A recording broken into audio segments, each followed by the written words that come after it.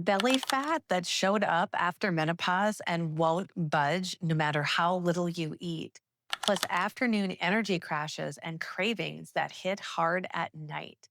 If that's you, you're not failing. Even when your labs look normal, your body is holding that fat for a reason. And that reason is insulin, the hormone that decides whether you burn food or store it. As a nurse who's also 60 and has lived with autoimmune disease, I'll show you 7 foods I eat every day to help release the belly fat, how I use each one, and the one to start with tonight. And keep number 5 in mind. It's the one that targets the deep belly fat most women can't shift. Real quick, if you appreciate me making this type of content, let me know by gently tapping that like button. If you've been doing everything right and your middle still won't move, I want you to hear this clearly. Your body isn't working against you.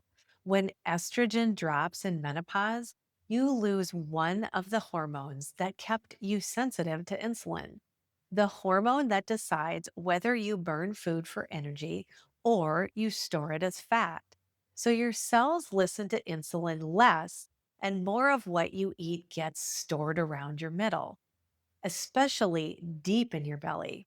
Add higher cortisol to that, your main stress hormone, plus the low grade inflammation that so many of us with autoimmune disease carry, and you get a body that parks fat right around your middle even when you're barely eating.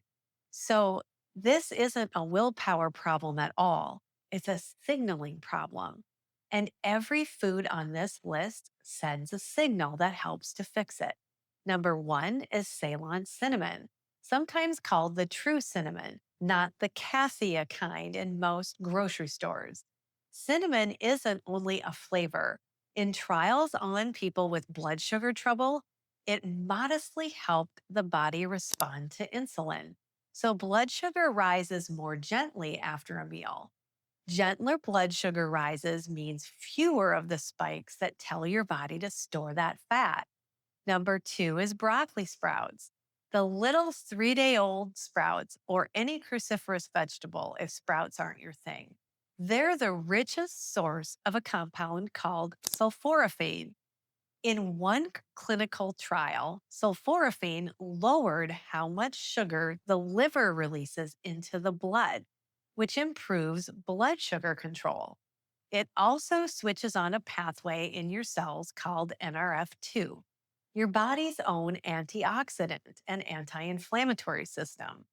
This matters because inflammation is the fire underneath autoimmune disease. And I lived that fire undiagnosed for over 20 years. A small handful on a salad most days is all I use. Number 3 is ginger. Fresh root, grated into food, or steeped as tea. In several studies, ginger modestly lowered fasting blood sugar and improved longer term blood sugar markers like A1C. It also calms inflammation and helps the stomach empty. I keep a knob of ginger in the freezer and I grate it into tea frozen. No peeling. I warm a cup of tea in the afternoon is also how I head off a sugar craving before it starts. Now, if what I'm describing sounds like your body, the belly that won't move, the afternoon crashes, the food that used to be fine, that's usually insulin quietly running the show. I put together a free guide so that you can spot insulin resistance and calm it. And I put all of this into my free insulin resistance guide. It's the plain language companion to this list. And the link is in the description below if you'd like it. Number 4 is hemp hearts, the soft inside of the hemp seed. They fix a problem most women don't see coming. When estrogen drops, your body gets more resistant to building and holding on to muscle. And muscle is what keeps your metabolism burning. Lose your muscle, and the belly fat fills the space it leaves behind. Hemp hearts give you real protein, about 10 grams in 3 tablespoons, plus magnesium, and they don't raise your blood sugar. I sprinkle them onto coconut yogurt, soups, or salads and never really even taste them. Number 5 is matcha, the one I told you to keep in mind. Matcha is green tea, but it's the whole leaf that's ground into a powder, so you get far more of its active compound called catechin, also called EGCG. In studies on people carrying extra visceral fat, catechin rich green tea helped reduce the deep belly fat, the kind that collects around your organs after menopause and that you can't pinch. Matcha also contains L-theanine, which keeps you calm and steady. So you get gentle energy without the jitters or cortisol spike of a second cup of coffee. And since cortisol helps hold belly fat in place, that calm matters. 1 cup in the mid morning, whisked with hot water. Number 6 is mushrooms, everyday ones or medicinal types like shiitake or maitake. Mushrooms are rich in beta glucans, a fiber that slows how fast sugar hits your bloodstream and feeds the good bacteria in your gut. That same fiber appears to help balance the immune system as well, which is why they're interesting for autoimmune bodies. One honest caution here, though: if you live with autoimmune disease like I do, add them slowly and check with your provider because everybody responds a little bit differently. Number 7 is dark chocolate, 85% cacao or higher, not the sugary bars. At that strength, it's a functional food.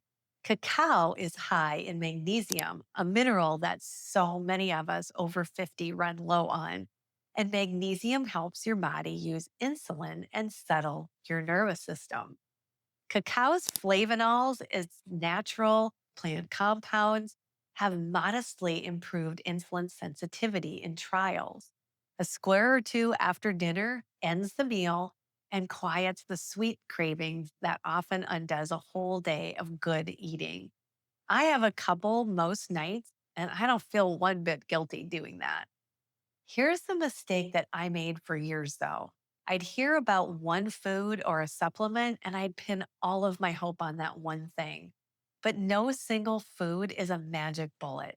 The results come from the pattern, a handful of small signals repeated every day. Because look at what all 7 share.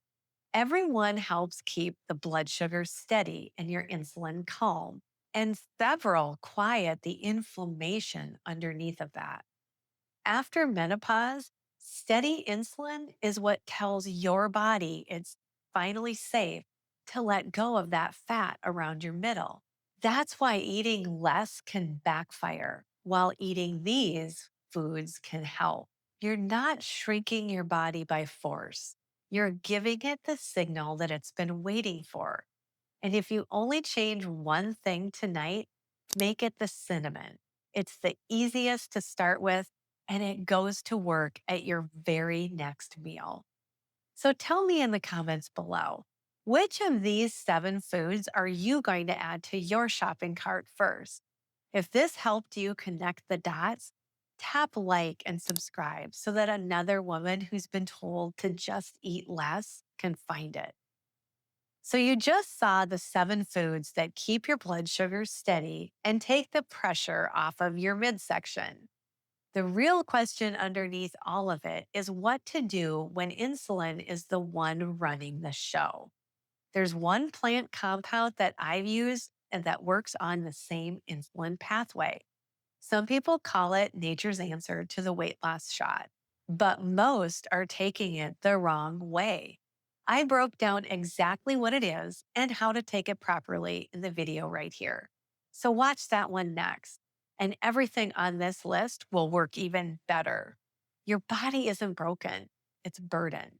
And when you understand those burden, you can finally begin supporting your body in the way that it's needed all along. Please take care of yourself because you deserve to feel better. And remember, we're all in this together. I'll see you in the next one.